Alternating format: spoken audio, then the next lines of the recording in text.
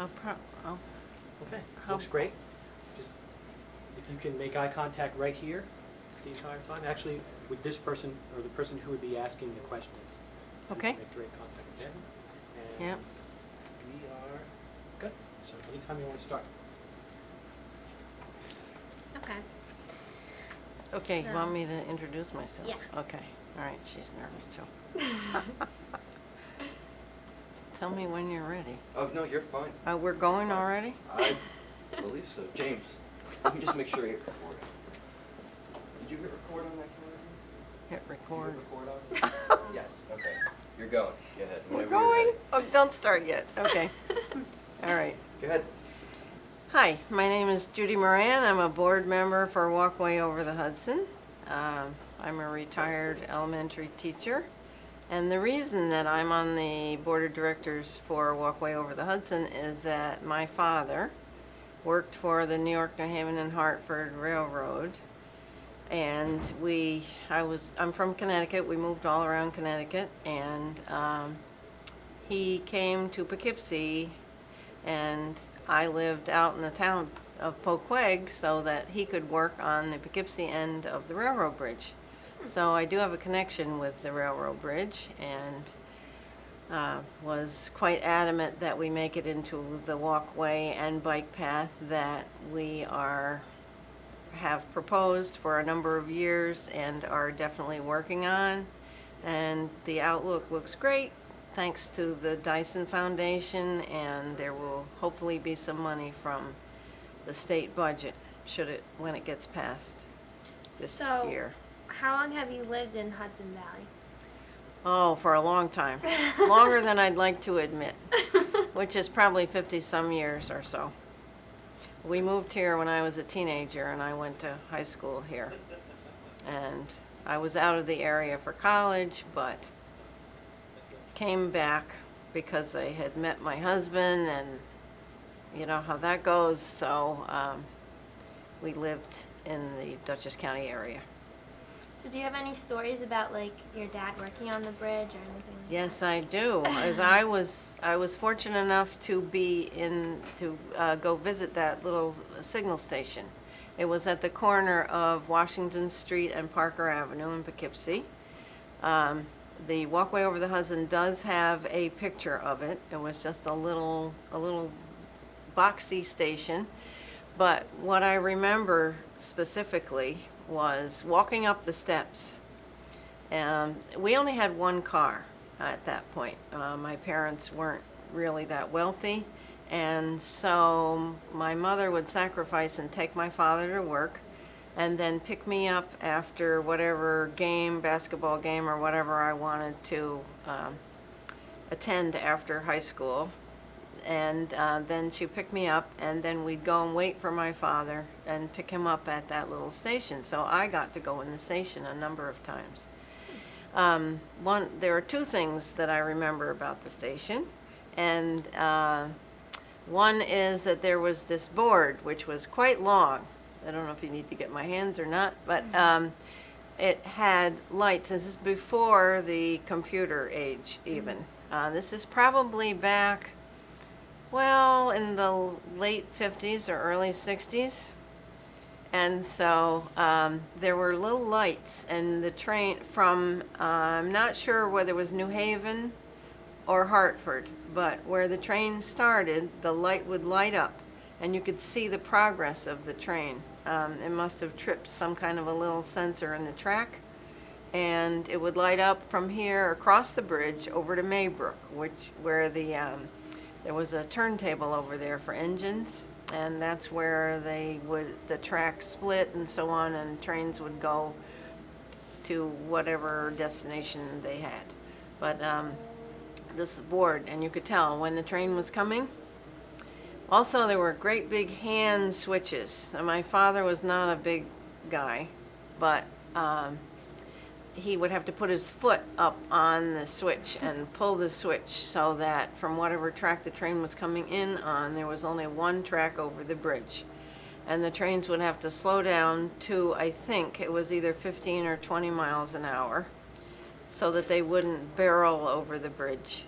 And he had to make sure that they were at the right, or approximately the right speed, and so he would know when the trains were coming. And they were pretty long. If you've ever seen freight trains now that go on the west side of the Hudson River, you'll know how long the trains were. They were just about as long, but there weren't as many. It wasn't containerized at that point. There's one more thing that I remember, and that is that there was a big bamboo hoop, probably 2.5 feet across or so.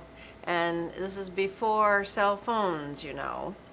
And if there were a message for the engineer in the train, they'd clip on a piece of paper on this big bamboo hoop, which had a long handle. And I would get to stand out there and hold up this bamboo hoop by the handle, and the engineer would come along and scoop his arm into the hoop, take off the message, and throw the bamboo hoop down on the ground a little ways further down the track. So after the train had gone, I could go run and get the bamboo hoop. And he let me go out on the bridge one time when there were no trains coming. And he said, which was my first clue, "Yes, sure, go ahead."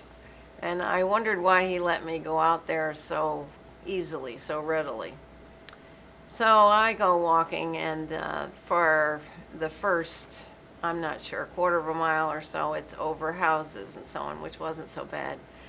But at that point, there's a space between the ties, and the space is, I don't know, 3 or 4 inches or so, and you can see right down through.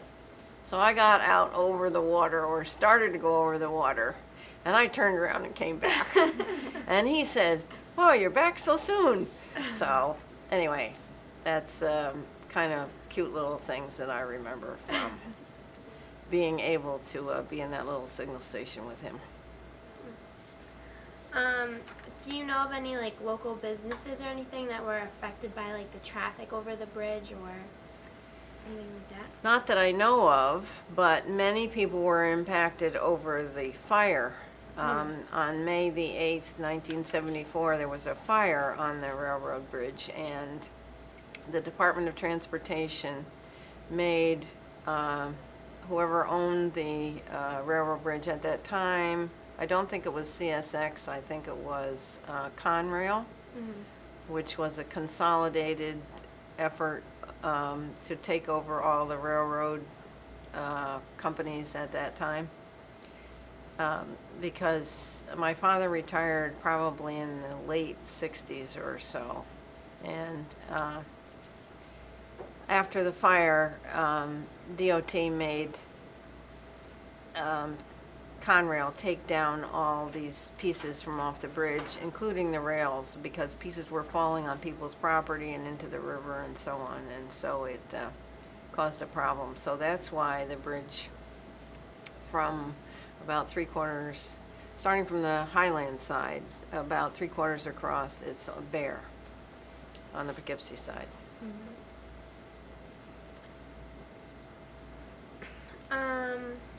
So what would you say that your role has been like with Walkway Over the Hudson? I started out about 10 years or so ago. There was a man named Bill Seppi who's had the idea and started the organization, and we really do appreciate the fact that he, as I said, had the idea and started the organization. And I was a board member for a while at that time, and I was a tour guide on the bridge. We had tours back then. There are private tours now, but you need to sign up and have an escorted tour. It's not open to the public yet. We're hoping. It's safe to tour on? You can walk on it out from the Highland west side. You can walk out about a quarter of the way across the bridge. There's grating, metal grating that you can see through. Anyway, so you asked, tell me, you rephrase that question again. Just what your role was with Walkway Over the Okay, Hudson. yes. So I was a tour guide on the on the bridge. And I was very interested, as I said, because I have this family connection, that we make a use out of the bridge, restore the bridge because it's historic. It's on the National Register of Historic Places. It was built in 1888, as you probably know. And what amazes me is that it's all hand riveted. There were people, we have pictures at the Walkway office of some of the workers that were up on the bridge, which are really very interesting. Did you have to go through training to be a tour guide? I had to know a little history and some statistics about the bridge, but that wasn't too hard to do. So,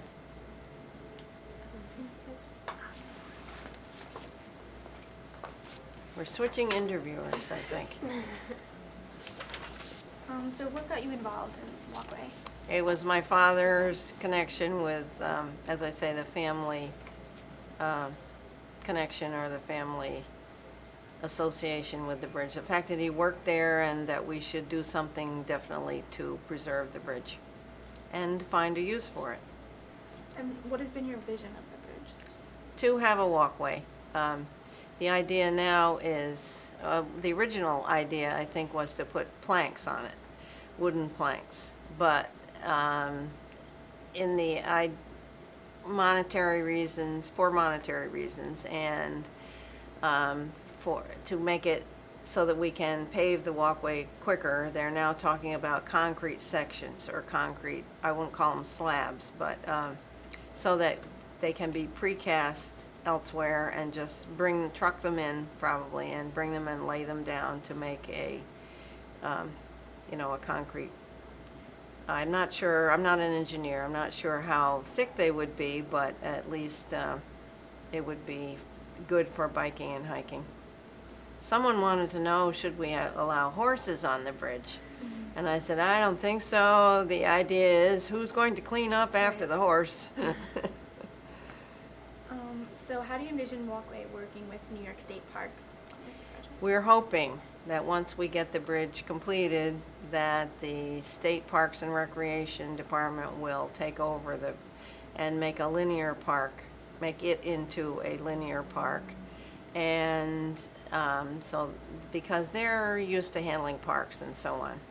There's been talk about having our Walkway organization turn into a group called Friends of the Walkway or something of that nature.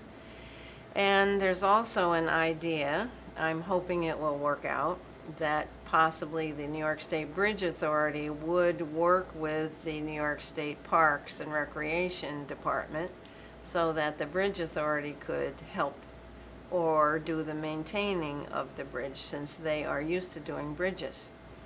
And, there's superstructure, understructure, there's the piers in the river, and I realize that it's quite a job to do maintenance and so on as well. So do you have any suggestions as a name for the state park? Well, not really. I haven't thought about that a lot. I've thought about that a little. The Dyson Foundation has been really good in getting us some funding and getting us some connections with the New York State. So maybe it should be the Dyson Bridge, but there's the Dyson Cancer Center at Vassar Hospital, so I'm not sure. Maybe we could just stick with the Poughkeepsie Highland Bridge Park.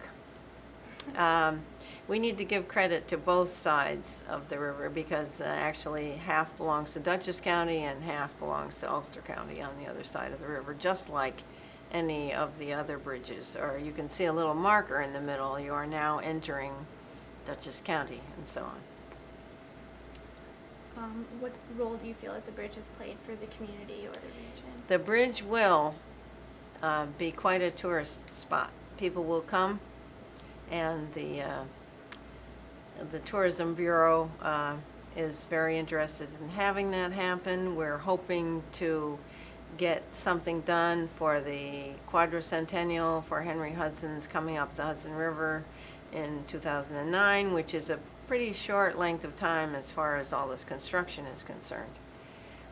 It will bring tourism. Hotels and restaurants will benefit on both sides of the river, as well as bed and breakfast and so on. And there are a number of tourist spots around the area. Vanderbilt, Roosevelt, and a number of other sites even south of here. Has your vision for the bridge changed at all since the governor announced it would be a state park? Like, was it different before? Not then? really. We've had the same vision for a long time. Minor amenities, or if I can use that word, have changed, such as the railing, the lighting, what kind of lights do you want? Should we or should we not have trash receptacles, or should it be a carry-in and carry-out park? Those are minor things. And also someday we would definitely like to have a museum of some kind. Walkway Over the Hudson has a number of, I'm calling them memorabilia, but objects. We have the original blueprints for the bridge, the original blueprints from 1888, which is quite amazing. Some of them are framed, and there will be railroad spikes, and someone has said that we should take a railroad tie and make pieces of it. People could use it for bookends.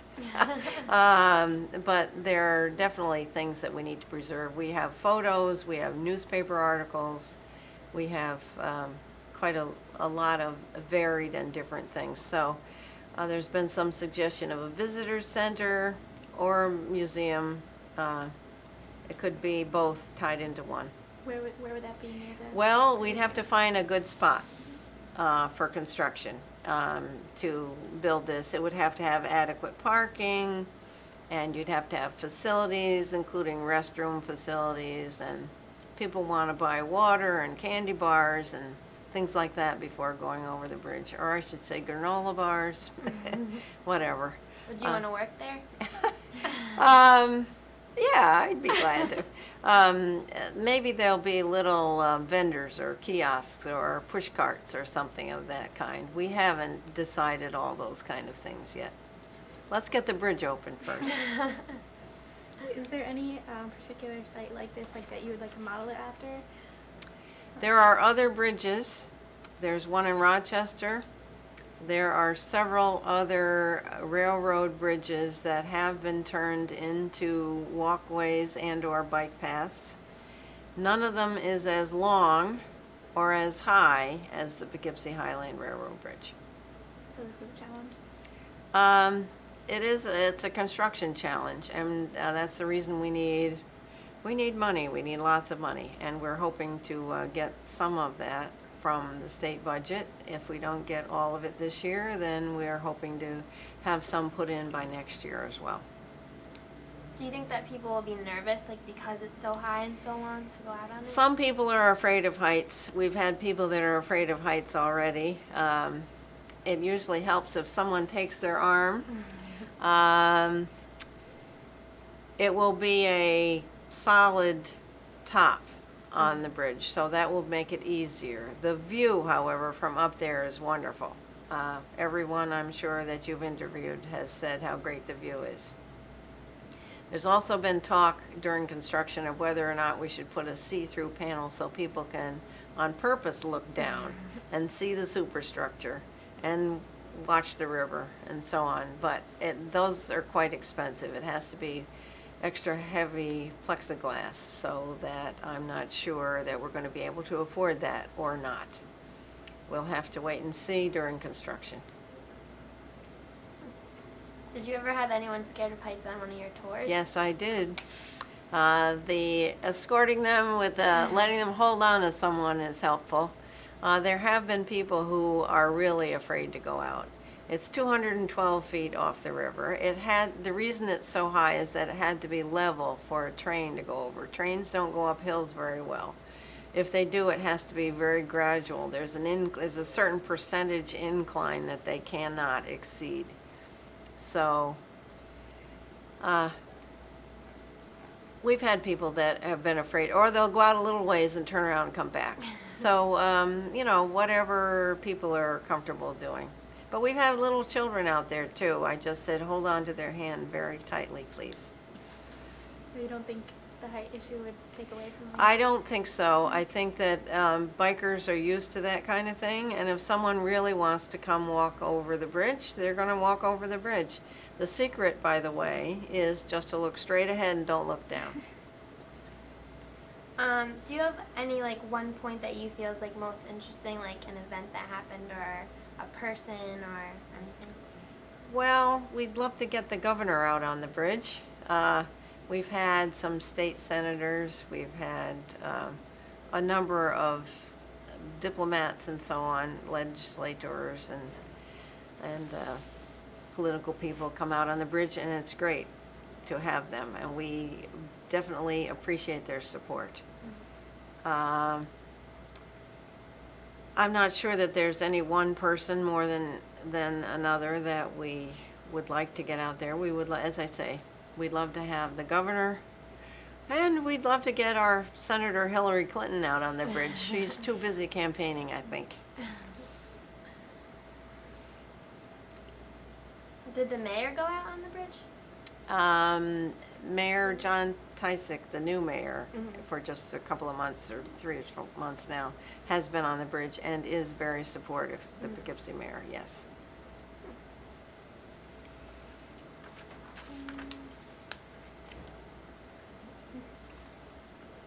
That's okay. I think She thinks that's it. Okay, well, thank you very much for Thank your you for helping time. us. Thank you. And I really wanted to be recorded because well, I guess the word is quite proud that my father worked there, and I was able to tell the story eventually of, it was a little space. It wasn't all that big a building. And he pulled the switches and watched for the trains and, you know, way back when. So I'm glad to be associated with the bridge.